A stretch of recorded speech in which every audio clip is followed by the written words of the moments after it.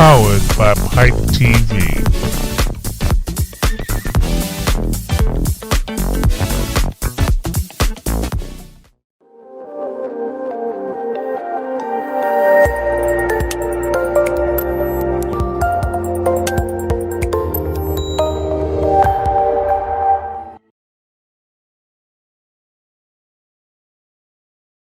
Welcome to Sessions Café. I'm your host, Kerry D. Singleton.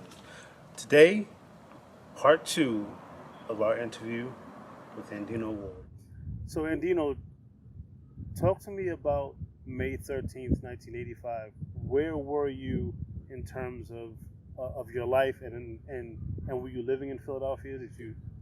Wasn't living in Philadelphia. I was living in Hatfield, Pennsylvania at that point. Mm-hmm. Married, basically married to my second wife. Okay. And 2 daughters. Okay. And life was great. I mean, I owned a business. I was a financial broker and so on, Okay. so I had a very nice clientele.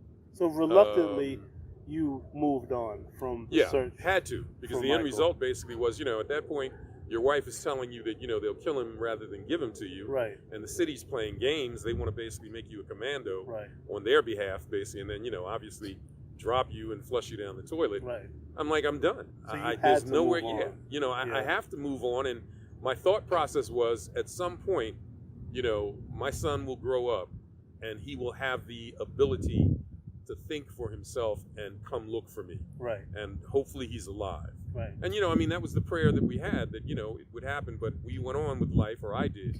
And then, May the 13th comes, and obviously I had been watching the lead up to this. Right. Because I knew that this is the way it was going to end. I knew this way back when In the I 70s. was, when I was trying to deal with, getting my son, and I knew this is where it was headed. Right. So, here we are, we're watching the news, because it's all over the news, like 24/7. Right.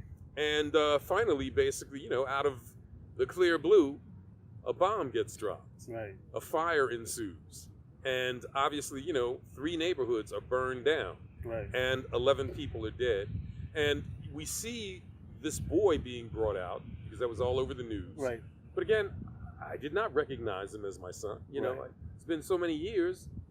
I didn't know. Repeatedly, the media was suggesting that the young boy that escaped was 9 years old. Right, when he was actually 13. 13, right. But because of basically the lifestyle he had, you could see that his growth had been stunted. Okay. He did not look like a 13-year-old. So you had no reason to believe that was your son. Exactly. On top of the fact that you hadn't seen him in eons. Yeah. You're talking about 10 or more years. Yeah.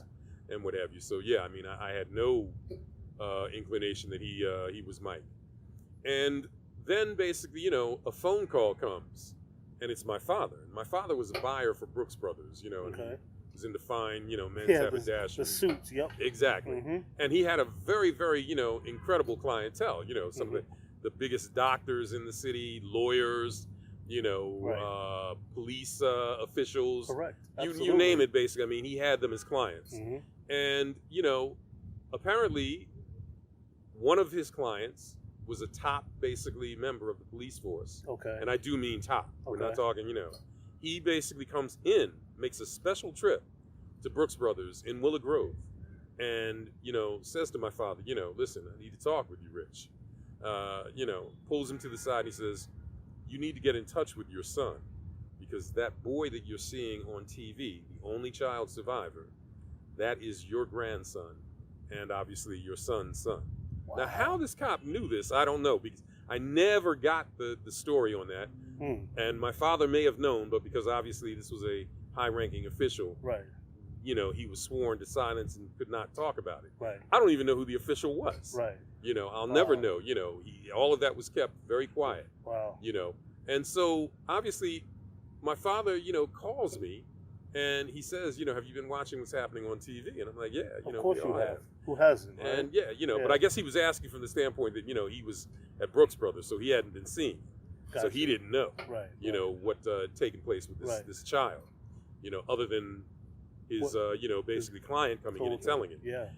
And so he says, are you sitting down? And I'm like, yeah, and I'm trying to figure out what is wrong with him. Where is he going with this? Yeah. And then he says, listen, you know, and he tells me about the police official that came in, doesn't say his name or any of that, Right. and says, you know, that boy you're seeing is your son.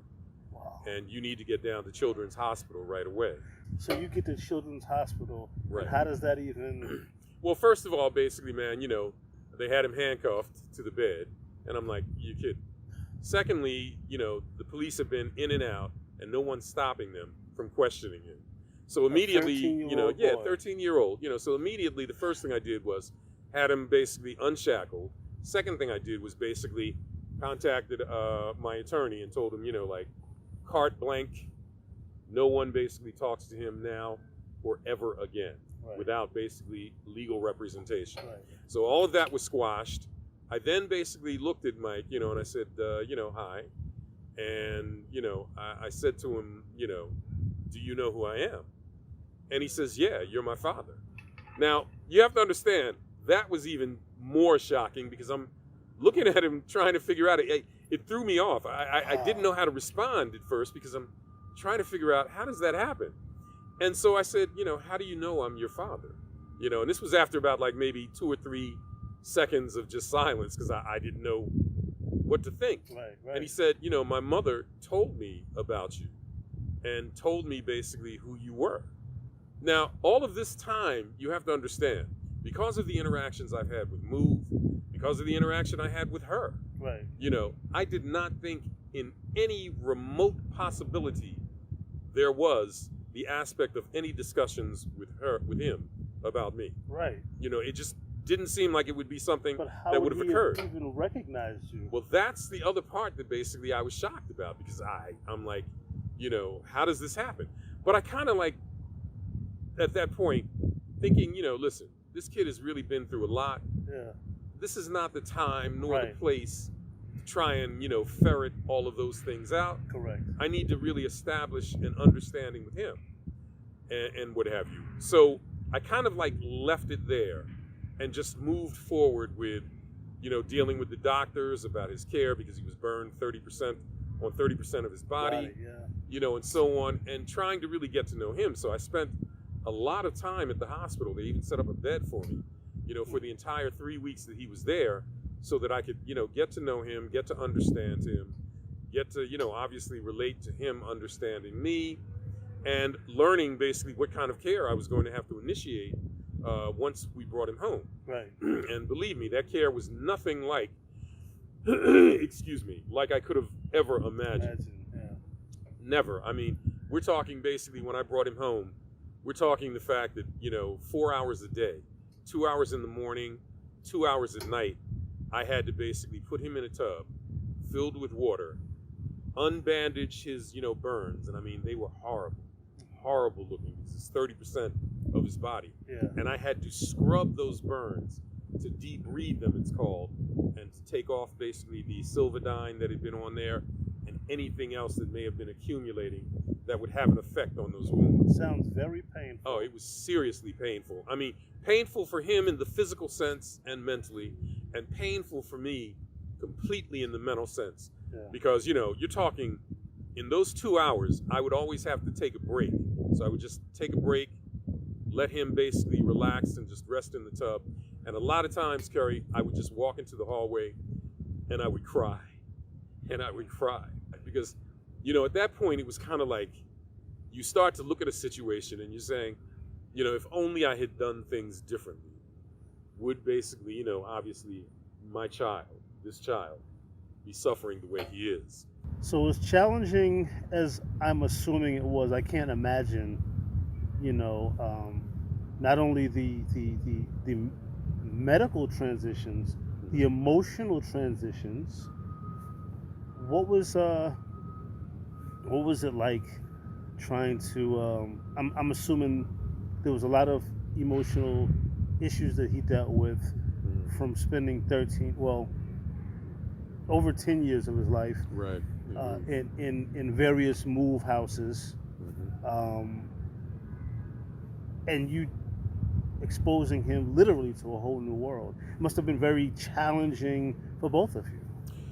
Well, yeah, it was challenging, but let's just say, you know, the challenge for him was different than the challenge for me. Right. Because, the challenge for me was to be able to bring him back from the brink of the insanity of move into a supposed normal world. Right. As a black man, you understand, right. You know what I'm saying, from the context of being black in this world.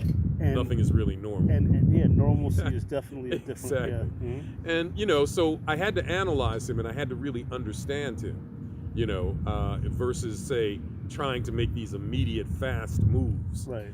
So that's why things like Sesame Street, The Electric Factory, The Three Stooges, and other things, really became relevant. Right. There was a point when finally, obviously everyone's calling him Birdie, and I said, that's not your name. I told him what his actual name was, but I said, I think it's time we change your name completely. So when he came home from the hospital, and he was now with a new family. Yeah. Who was calling him Birdie? Well, no. That's what he would see in the news. Got you. You know right. what I'm saying? Yeah. We weren't calling him Birdie, right, but the news was still referring to him as Birdie. So, right. I thought it was time at that point to do something about his name, because Birdie had no significance to me. That was a move thing. What were you calling him when he came home from the hospital? We were just calling him basically son. Okay. For a moment, because right. obviously I wanted to get away from the Birdie situation. Right. Like, when we first brought him home, it took about basically a week to even cut his nails because they didn't believe in cutting nails. And I mean, his nails were just very long. Wow. And he didn't want to because basically, they had this whole philosophy that, doing things like that in some way robbed the essence or the spirit of whom you are and all of that kind of nonsense. He didn't want the dreadlocks cut either. Well, that was the first thing we cut, and that was in the hospital. He consented to that. Okay. He and I had a long talk, and I cut the dreads basically in the hospital. But the fingernails was not something that happened for 3 weeks until we brought him home, sat him down, trimmed his nails, showed him how basically nice they would look, how more comfortable it is, obviously, because you don't have these long nails right. that are messing up things, and you look kind of, like everybody else with right. your nails. So that was one. Then, it came to the name, and I decided, instead of basically me giving him a name, being that basically, we come from a very religious background, and obviously that's, was part of our life, I gave him the Bible, and I told him basically, to pick a name from it. And the first name he comes across was Michael the Archangel. Okay. And he chose Michael. The second thing he came across was Moses, the baby who was put basically in the, little raft and put into the ocean and found. Right. So it was kind of like almost a spiritual thing to a degree, because here he is picking two names. One basically of, a warrior, an angel, right. And the second basically of a child who obviously is cast out to save his life, but basically, grows up to be a great, warrior for God and freeing basically the Egyptian or the Jews from Egypt. And did he recognize the significance? He recognized it as I explained the names to him. Oh, but initially he just picked the name. Initially he just liked Michael the Archangel, and he liked Moses. Okay. Now I did not interfere. I let him just look in the book and find these himself. Wow. But the significance of the names was something that got me, which is what prompted me to then explain to him who these people are right. in these names that he picked. And, it was very profound for him, because even he had a reaction of, wow, kind of in his own way, to these names. So his name became Michael Moses Ward, and we had everything changed to reflect that. Wow.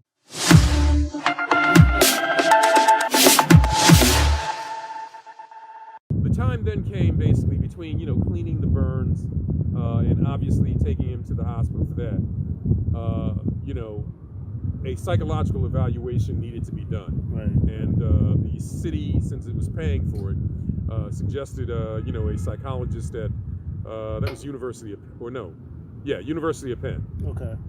And so I take him down to, this place, and I meet the psychologist who's going to be, examining him. And, I'm kind of leery because, again, being black, how these things can go. And, I'm thinking like, all right, but I'm going to give it a shot. Let's see what happens.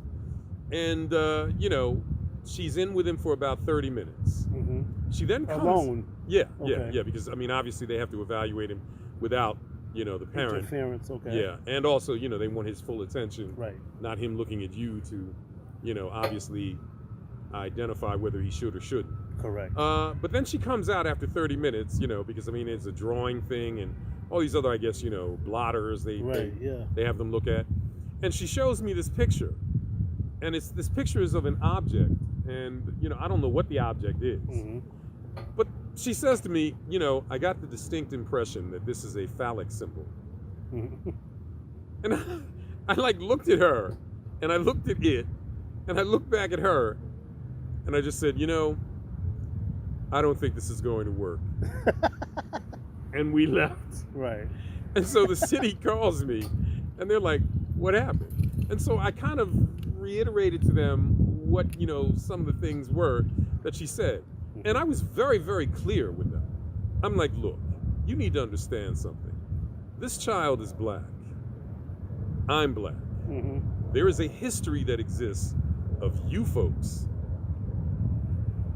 creating very, very, very erroneous situations with black existence. Yeah. And that idiot was another one. Not having it. So I decided at that point that whatever was going to happen, it was going to have to be me that did it. Right. And what have you. I could not trust anyone because I wasn't going to have that basically taking hold in an already disturbed child. Of course. So I sold my business, basically, like I said, I was a financial consultant.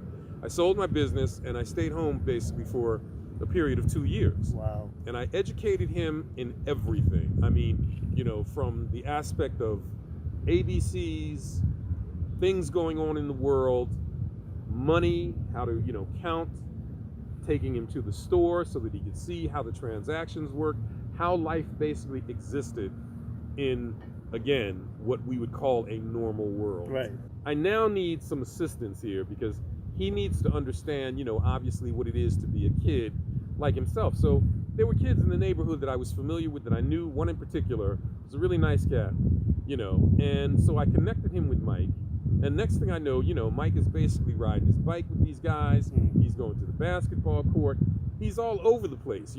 They come back to the house basically, they've got girls with them and the girls are giggling because they like Mike and Mike's giggling, because obviously, and these were the folks that then took him the rest of the way that I couldn't in terms of what it was to be a kid. Mm. Skateboarding, they took him to 7-Eleven to get Slurpees, taught him how to take, the money that I taught him, to count, right, and how to spend it and what have you, so he comes back with Slurpees and, now and laters and all this other stuff, and I mean, these kids were his world.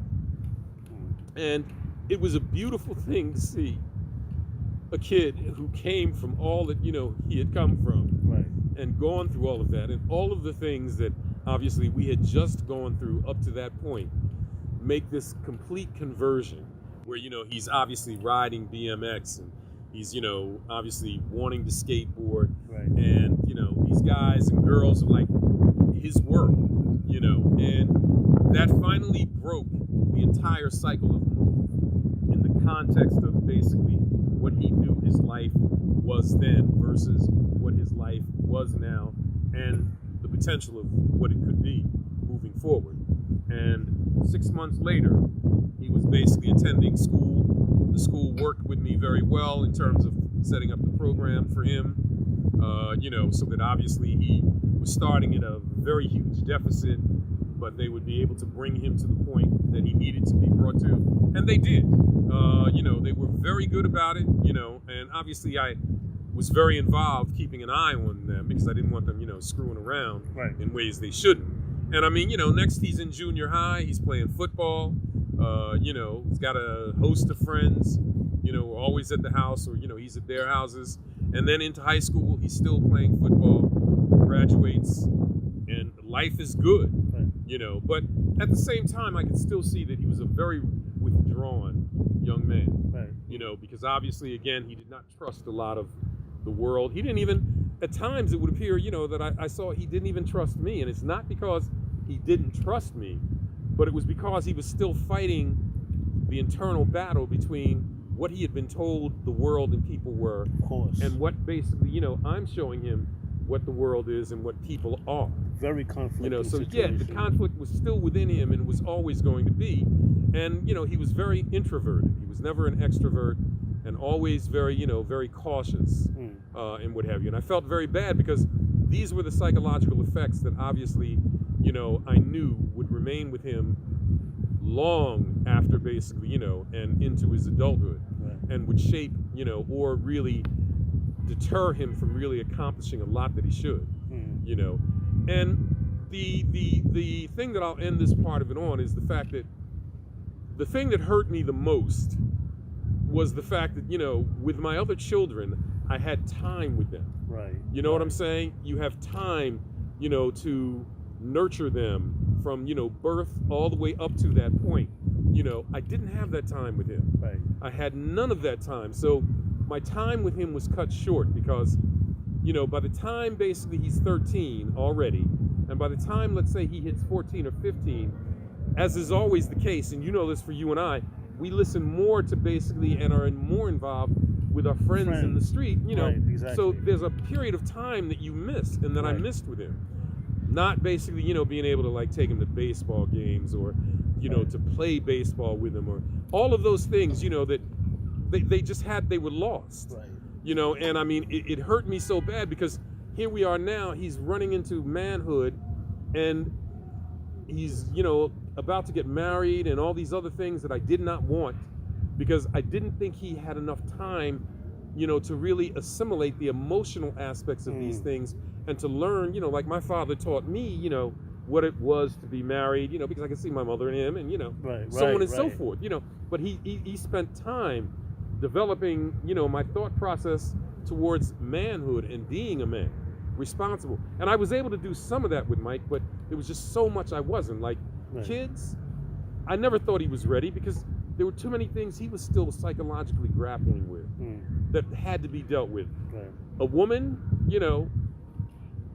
they knew he had money because, I got him millions basically in the lawsuit, from the city, which is another reason basically I never spend time in the city because they hate that and what have you, and trying to make sure that basically, he would never be one who would be used or, misused. So I set everything up where no one could touch it, not even me, only he could, and the attorney and what have you. But going through all those things, I just realized, at the end of his life when we were burying him, I just never got the time that a parent wants with their child, of course, and a parent needs with their child, and that a child needs with the parent.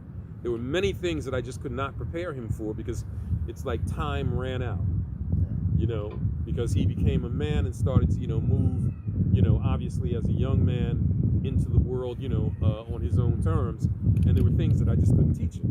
It was just too late, so that hurt me to my heart, on the day that I buried him. That was my biggest regret, that I did not have the time like I had with my other children, that I did not have the time, but at the same time, I could rejoice in the fact that I gave him some life. Right. I gave him something different than he had lived and moved. Well, thank you, man. That means a lot coming to you, and I really appreciate you talking to me. Your story is definitely, I'm not usually speechless, but I am. It's definitely one that needs to be told and that needs to be heard.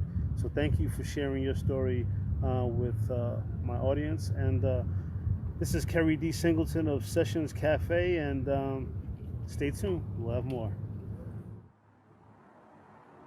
I want to thank Mr. Andino Ward for talking to me and providing a lot of enlightenment.